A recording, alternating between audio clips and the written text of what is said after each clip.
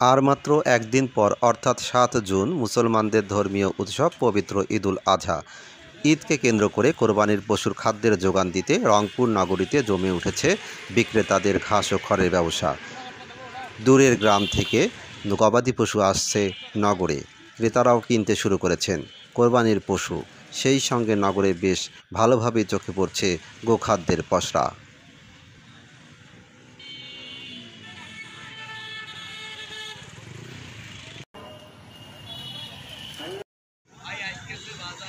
গাড়ি আছে একটা 10 আছে 15 আছে, ঘাসের গাড়ি আছে 10 টাকা 12 টাকা 15 টাকা।